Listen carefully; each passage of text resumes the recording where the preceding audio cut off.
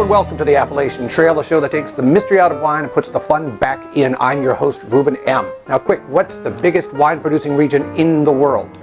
Bordeaux? Not by a long shot. Burgundy? Nah. California? Well, not really a region. Napa Valley? Wrong continent altogether. Piedmont? Wrong country. It's back to France. Believe it or not, it is the Languedoc, previously known as Languedoc-Rousillon.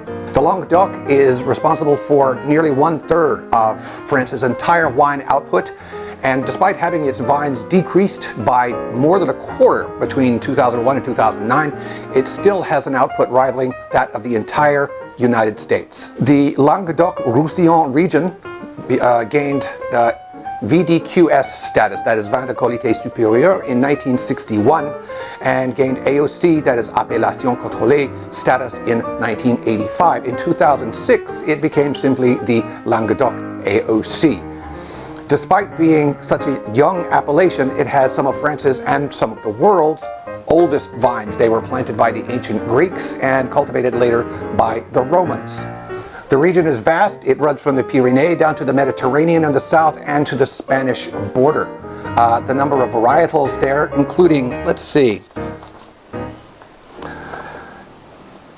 traditional varieties, Grenache, Syrah, Mourvèdre, and the white Mosaic are now growing alongside international varieties like Cabernet Sauvignon, Merlot, and of course Chardonnay.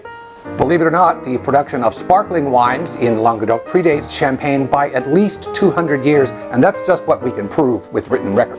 Most of the region has a more Mediterranean climate and terroir more similar to what you would find in, say, California or Central and South America than the traditional wine-growing regions of France. From the 13th to the 19th century, Languedoc wines were prized throughout France, but in the mid to late 19th century, with the coming of the Industrial Revolution, railroads, and easy distribution, they began to favor quantity over quality, especially with the coming of World War I, when the region became famous for supplying soldiers, supplying the armed forces with the bulk of their wine. However, after it gained AOC status in the mid-80s, winemakers and money from all over the world, all over France and the world, began flooding in, bringing new attitudes, new techniques, new technology, and that has seen the quality of wines from the Languedoc skyrocket in recent years. And since many of them produce vin de pays d'oc, or country wine, they're not bound by AOC rules, and so they're free to experiment and to create new combinations, try new techniques, new percentages, new blends. So it's one of the most exciting, diverse wine regions in the world, an up-and-coming rising star. That's it for this week. I'm your host, Ruben M. If you'd like to learn more, check out your friends at Wine Times Hong Kong here, and Wine Folly here, and Wine Searcher here. Thanks for watching.